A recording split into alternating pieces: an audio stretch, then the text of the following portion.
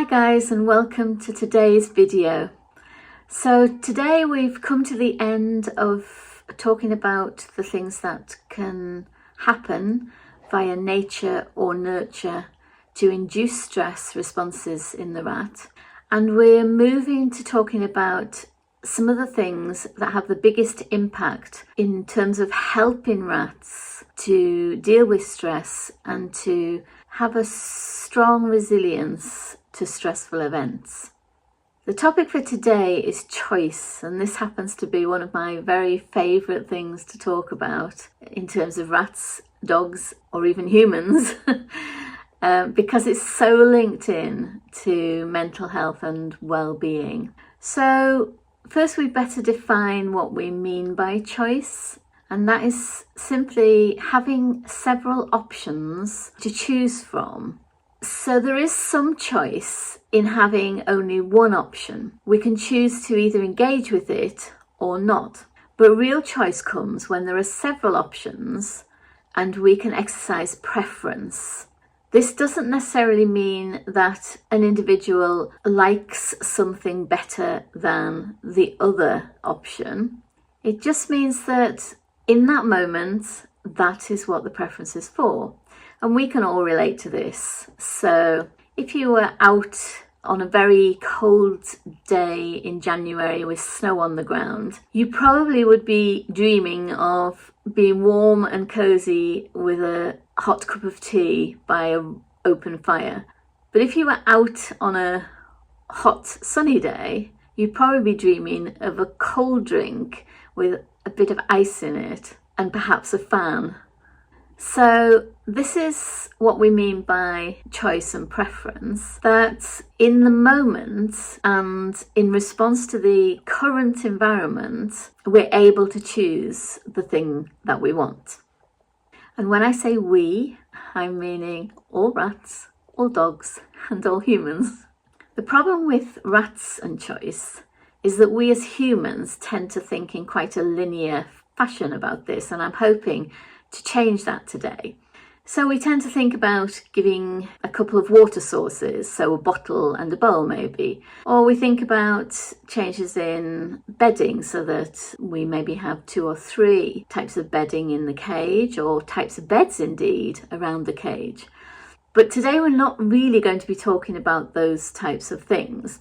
We do have a great infographic coming up tomorrow, which will suggest lots of those practical ways that you can change things in the rat's environment in order to increase choice and preference.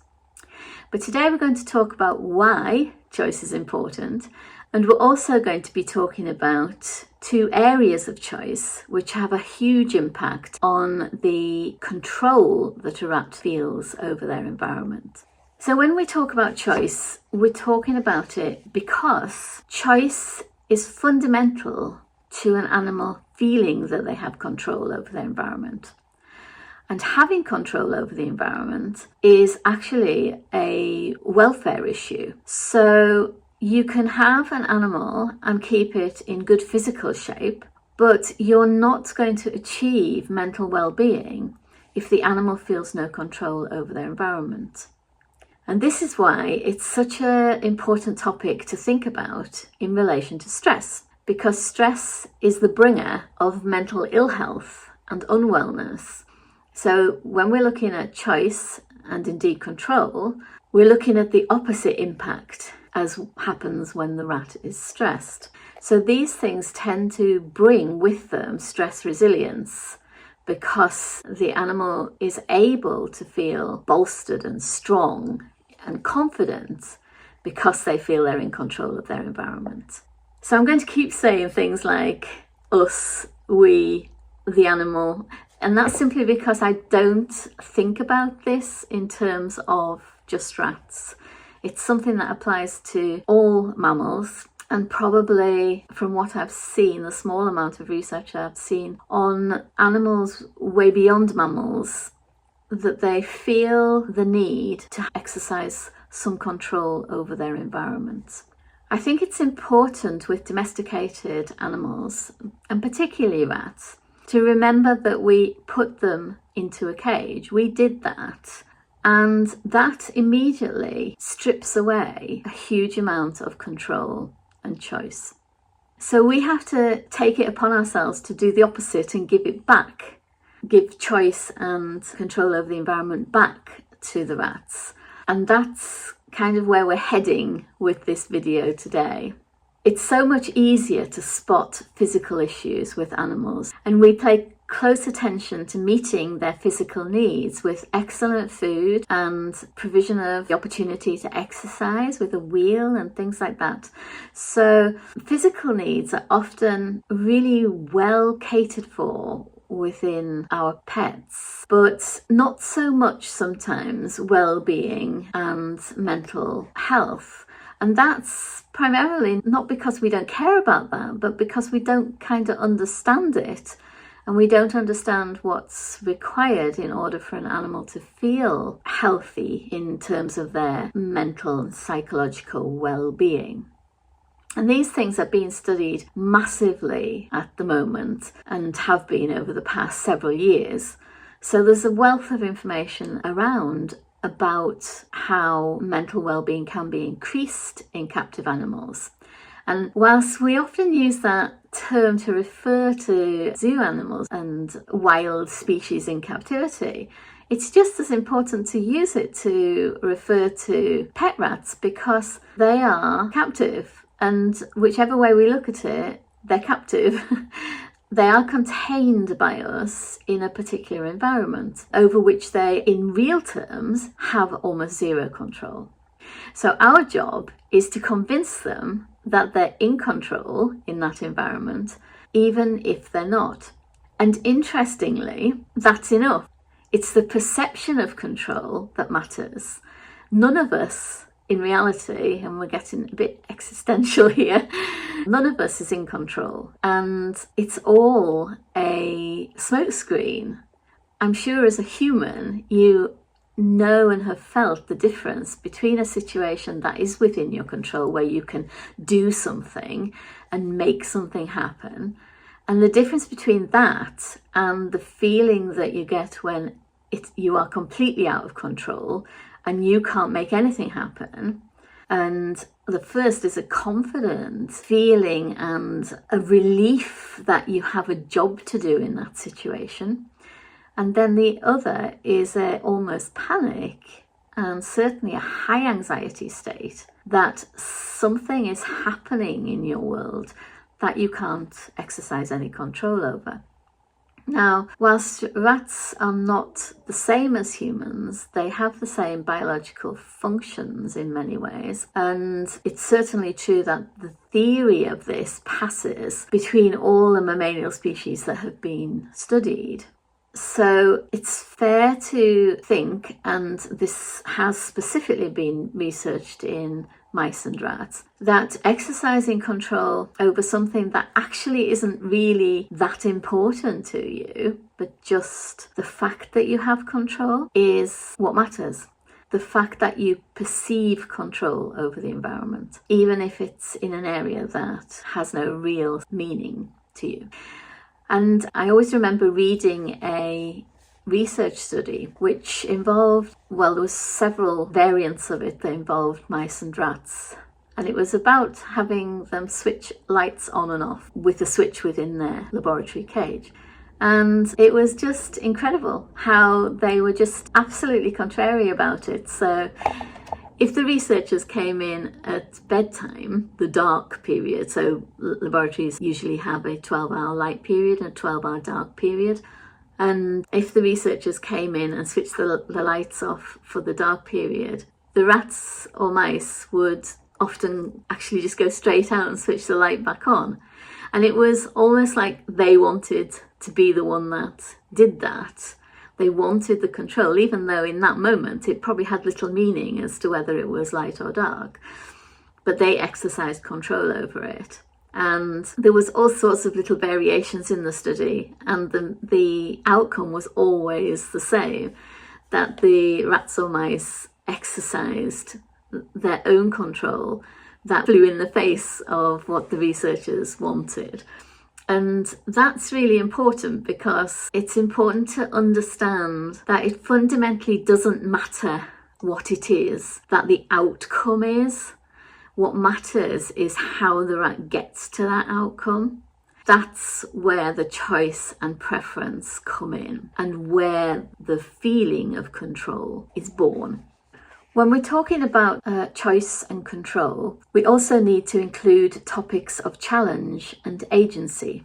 So challenge is having something within the environment that is an obstacle that needs to be overcome before a choice can be made, or before the animal achieves control over part of the environment. So we can give challenges, and the benefit of giving challenges is that they add to the overall feeling of well-being that comes from achieving control over the environment. So if a rat has worked through a challenge to get to the outcome of control, the rat has several benefits from that. So one is that they increase in confidence. They feel competent, and their confidence therefore increases. Another is that their agency increases. So what is agency? Agency could be defined as many things, but one of them is the ability to engage with the environment beyond the immediate felt need. So agency involves learning about the environment, problem solving, and then being able to refer back to skills already learned or problems already solved in order to be able to help solve problems in the future.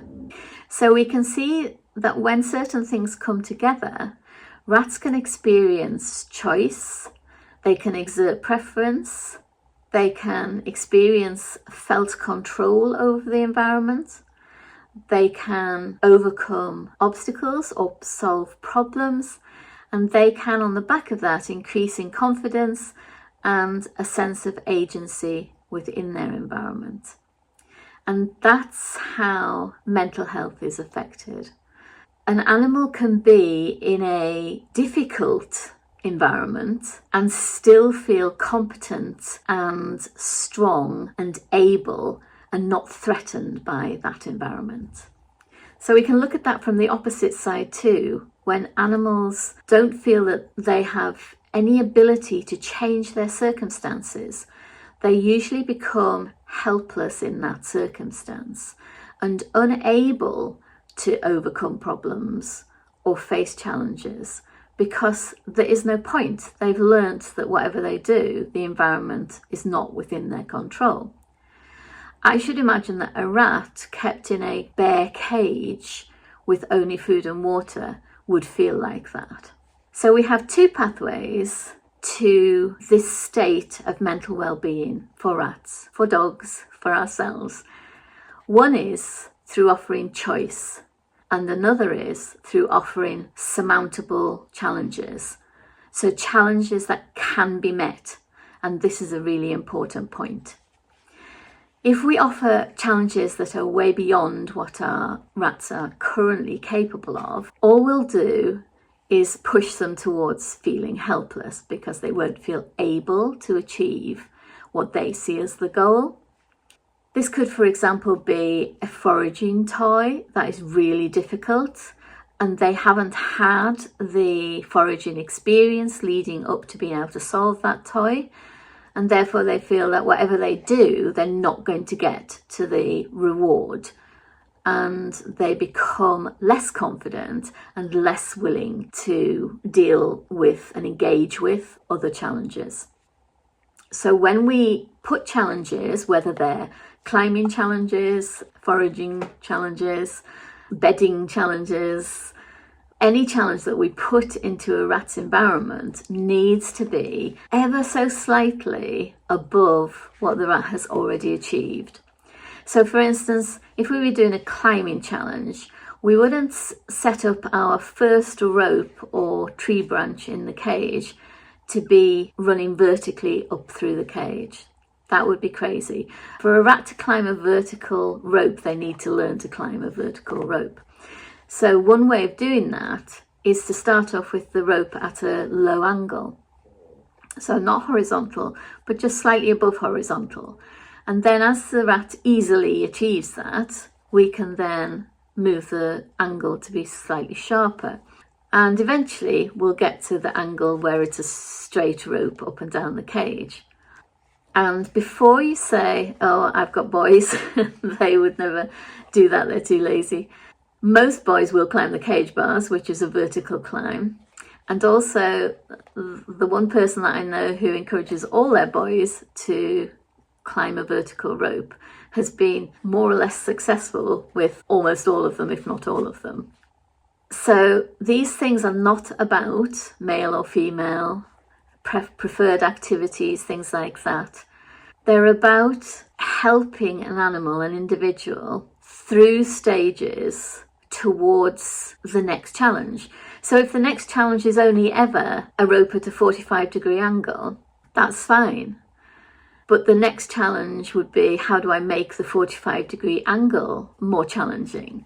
And that might be that your rope gets thinner or your rope gets more wobbly, because the tighter a rope is, the easier it is to climb. So we're thinking about choice through new eyes that are asking, I want to give choice here, but how do I make the choice challenging over time? It's actually thought that having choice is something that's evolved into a biological imperative, which explains why the mental health aspect is so strong in having choice and feeling in control. Without choice, motivation is down, engagement is down, and mood is down. Activity is often also decreased. So we can see that choice matters in many ways. One of those is that it actually prevents stress. If you give choice, even if the choice is mildly aversive, stress is still reduced. And this has been studied in rats and shown to be consistently the case, that having no choice greatly increases the stress response. But having one choice, even if it's not a choice that the animal wants to use, decreases the stress response. And where an animal has a diversity of choice, there is often a decrease in unwanted behaviour, another sign that mental well-being and mental health is the result. Animals just seem hardwired to enjoy choices.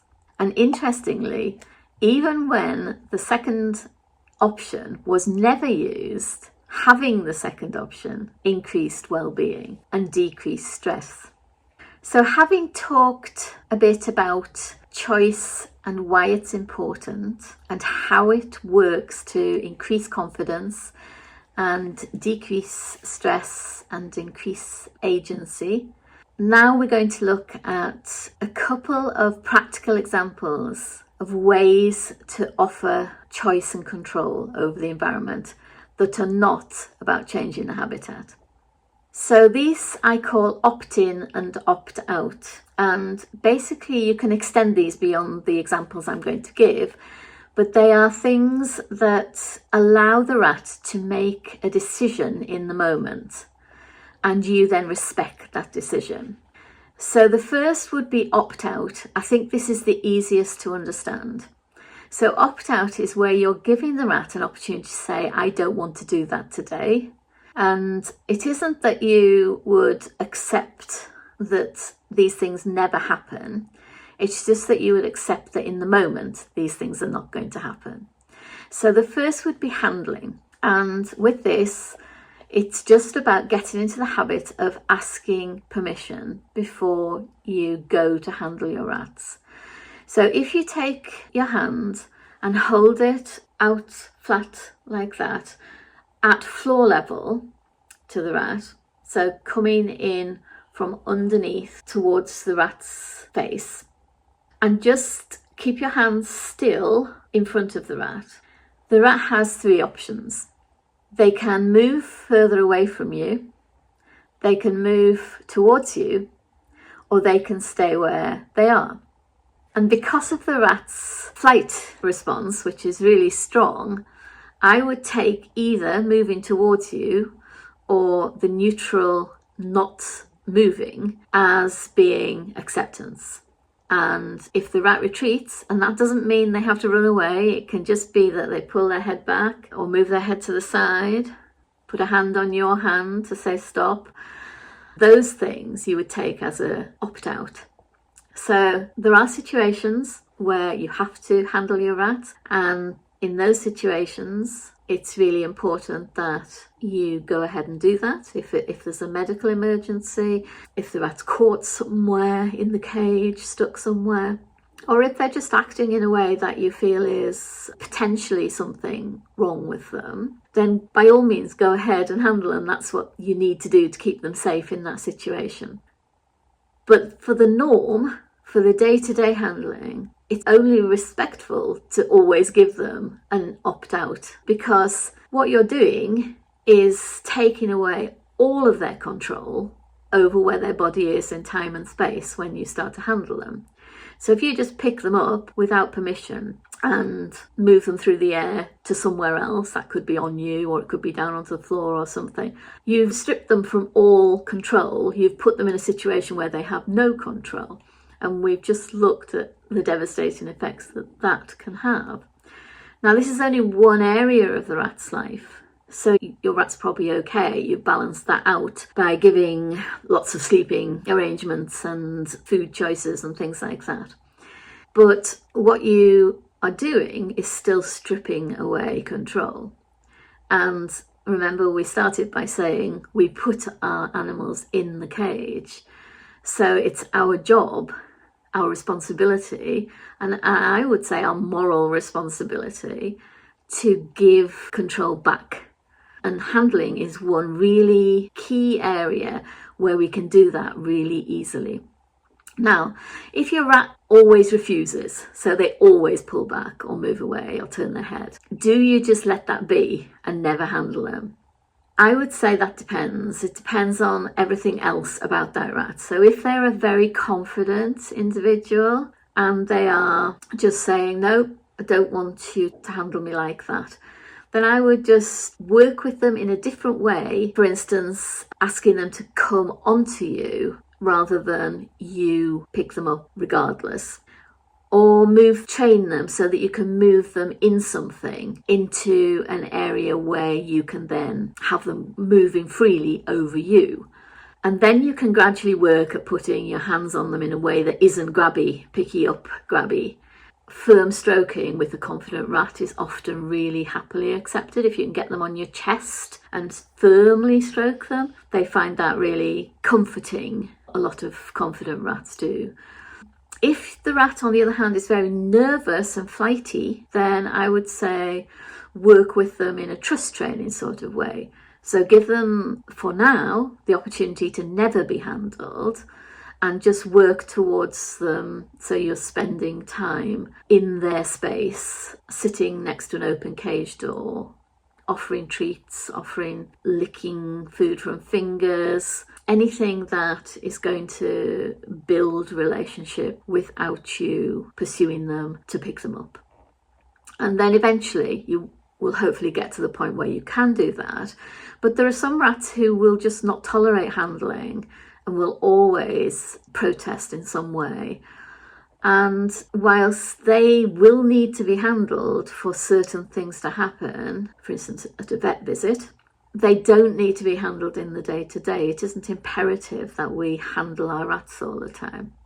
There may be times when you just settle for training and opt-in, which we'll talk about in a minute, and you use that to move the rat from place to place.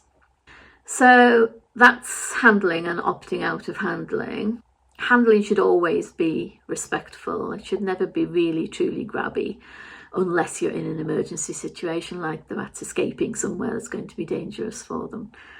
Another opt-out would be out time, spending time outside of the cage in whatever situation you have created where the rats are going to be safe exploring. So how do you offer an opt-out at out time? The most obvious way, but not everybody can do this, is just by leaving the cage door open for out time. Then the rats can come and go as they please. And a lot of people do this and set up some sort of route from the cage door down to the free range environment.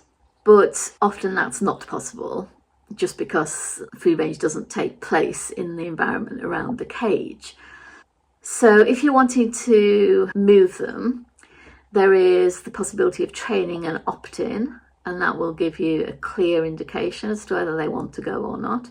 And the other is to have some sort of engagement with them at the cage door. So for instance, they need to climb onto your shoulder and you will walk with them. And obviously you can just offer handling, and if they agree to handling, then you can pick them up and put them on you.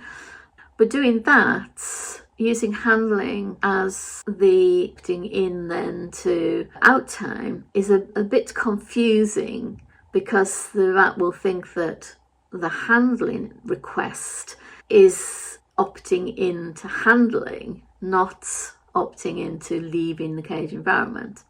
So it's better to have some clear distinction.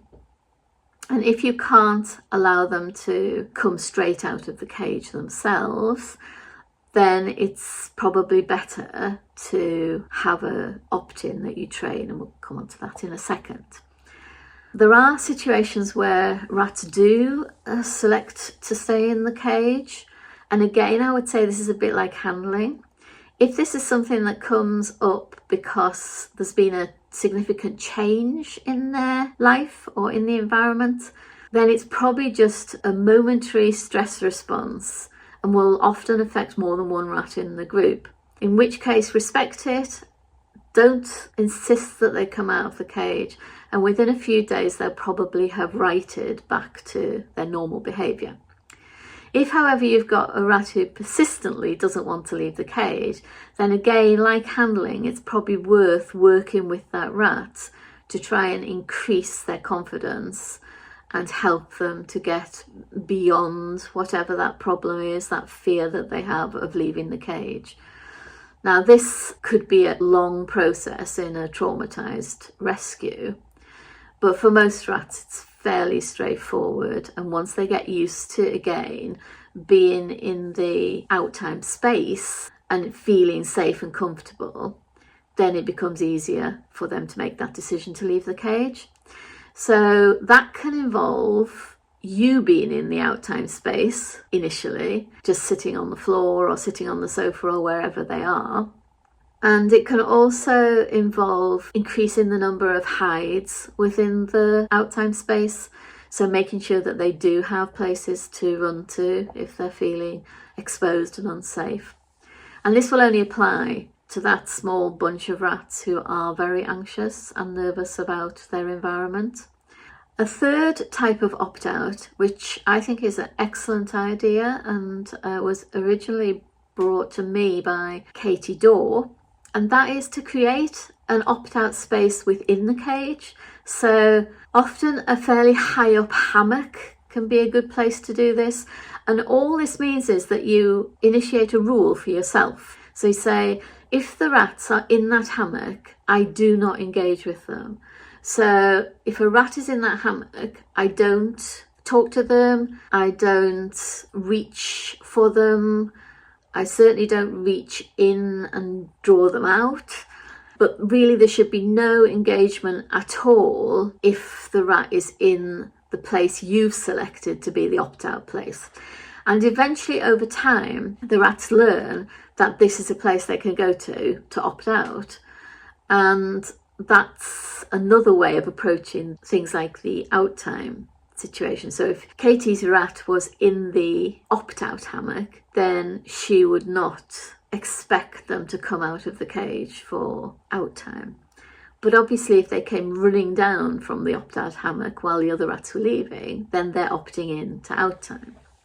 So that's a useful thing to do, and it can be anything. It could be like a platform that they sit on, or it could be a particular level in the cage where you've got those small quarter of the cage size shelves. Things like that would be absolutely fine.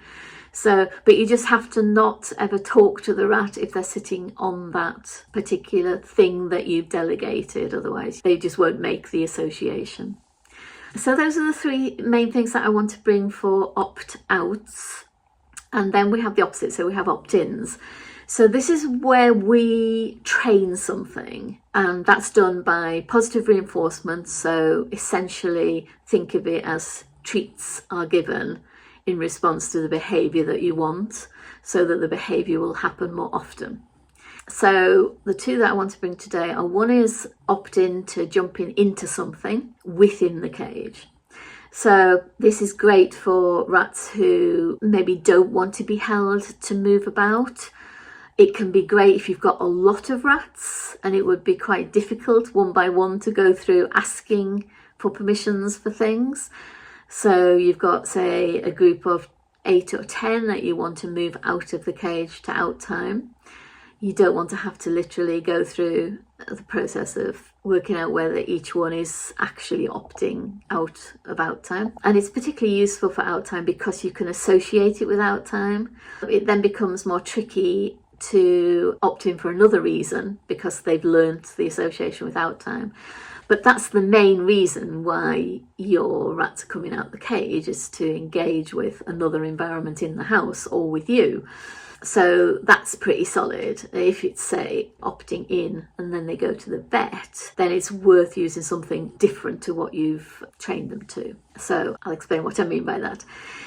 So if you want a rat or the rats to opt in, so you would get something like a basket or a tube or a carrier or a small cage, something that fits easily through a cage door and that all the rats will fit in. So it depends on how many rats you've got. It can be something that half the rats will fit in and you do it twice. So if you've got really big groups, obviously you're not going to be carrying 20 rats to out time in one go. But essentially all you do is you place the thing. I'm going to get away from carriers because you might want to use a carrier to opt in for the vet, for instance, or even just to get the rat out of the cage for the vet. They're not opting in because they're not going to necessarily know that that's what that means unless they go to the vet a lot. And they can't really opt out from the vet because if they're going to the vet, they need to go to the vet. So it would be more of a training the rat to enter a carrier when you wanted them to enter a carrier for whatever reason, to go to a show or to go to the vet. But probably best for out time to choose something different. So if you still want it to be cage-like, then use a different carrier or a different cage, like a small flat hamster cage that would fit through the door. It can just be something soft as well. So like if you've got a few rats, a good thing would be like the cat or very small dog, little igloo type of thing, where you've got a door and then just like a soft bed frame. They'd be great for several rats who do a opt-in around. So you just place the thing in the cage, and because they're curious, they will start going into, and every time they go into the thing, you give them a treat.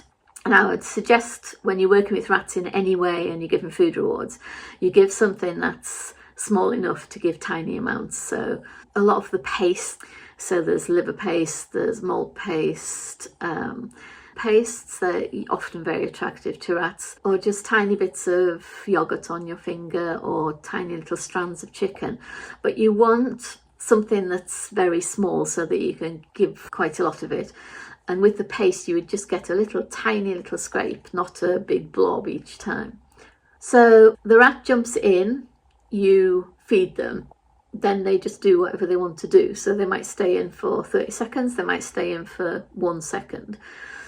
Once they've left the thing completely and come back and gone inside, you can treat them again. So it's for every entrance that you would treat them to begin with. And what you're doing is just familiarising them with that place being a positive place to be, and that they are comfortable jumping in and jumping out, and you're setting the scene for something bigger.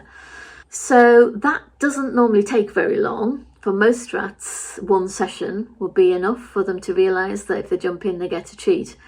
Now, you will have to start fading the treat out, because if you always treat them for jumping in the carrier, they're going to opt in just to get the reward.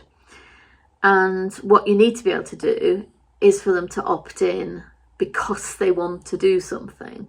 So teach them that jumping in is a safe, comfortable thing to do, and then start to withdraw the rewards. So once you've had a couple of sessions and you're sure that they all know what they're doing, then don't reward every time. Reward every other time or every third time. And eventually you'll lose the need to reward altogether.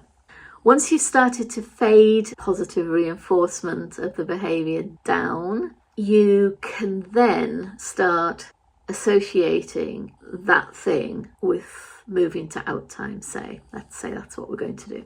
So you might have 8 rats. Let's say 4 of them are now in the container. Just carry them all in the container over to wherever you want them to be, and put the container down so that they're exiting it as and when they want to. Once they're all out of the container, take the container back and do the same with any remaining rats. And if you just continually do that, they will start to associate that thing with out time.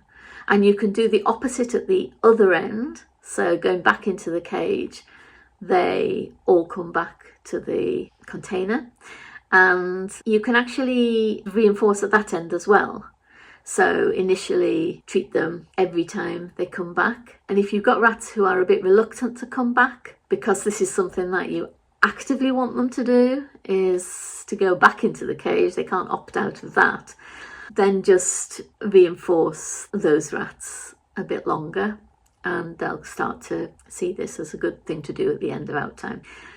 Another way to encourage rats back in to the cage after out time without having to chase them around the room and inflict a lot of stress is to feed them after they go back into the cage from out time. That's just a simple thing. So the rats start to get in their mind organised, if I do such and such, this will happen. So they are in control of that then. Once you've done that, they're not in control of it really. They're going to go back in the cage. You know that, I know that. They don't know that. They think that their actions are orchestrating them going back in the cage. And that's what you want. You want that routine and that certainty that if they do something, this will happen. Another opt-in training that you can do is around syringe feeding. And this is such a useful one to get in the habit of. So essentially, little 1 ml syringe, draw up just a small amount, 0.2 of a ml, something like that, of something really yummy, and allow each rat to have their go with that, where they learn that drinking from a syringe is a really positive thing. And then once you've done that for a period and they've totally seen that as a fun reward thing that they want to opt into each time, then at that point you could start to use it to give medicine. Now, you wouldn't give medicine usually, it depends what the medication tastes like, but there's not many of them that a rat would take just neat. So you would mix your medication in the same way as usual with something yummy, and then draw that up into the syringe and offer it from the syringe. And usually that's foolproof for getting rats to take medication. And don't always make it about medicine after that. So still periodically have a day when you let them all have just something yummy out of the syringe. And then the last opt-in training that I want to mention is cooperative care. And I knew about this in dogs. It's essentially a system by which the rat is opting into having something they don't like done because they understand it and they have control, and they opt in, and you reward them every single time in this situation. With rats, one area of care that most rats don't enjoy is having their nails cut. Some people never cut their rat's nails, and some people do cut their rat's nails, and both are okay. But if you want to cut a rat's nails as a opt-in and that allows them to be in control of the situation, then what you would do is, if they came to you at free range and sat on you, give them a little blob of something off your finger, some malt paste or something yummy, and then just hold them, quickly cut one claw, and then let them go again. And then each time they come back, you're establishing an agreement that when they come back, they will get a nail clip, but they'll always get a reward. So you're just really repeating that behaviour, and they can run off and come back as many times as they want. And if they're not coming back, then you can go back to just giving them the reward. But what you'll find is that eventually they'll come back and have the nail clip, usually 1 nail, 2 nails, and off they go again, and then they'll come back and have some more. But you always reward each time that they come back, because they are actually opting into something they don't want. So you want to keep the positive reinforcement going with that one. You're not sort of training them to do something as such. You're asking them if they will swap coming to you and having a nail cut for a reward. And yeah, it's essentially those are, so that's 3 opt-outs and 3 opt-ins of many that you can do to very clearly make a rat feel that they are in control of their lives and their choices, so they're actually able to make choices and it's not all being inflicted on them. And it also helps you not to feel that you're enforcing things all the time, which for some people is actually quite disturbing to feel that. I know that I feel if I'm in a situation where I have to do something to one of the animals that share my life, I actually feel like a really strong sense of discomfort about that.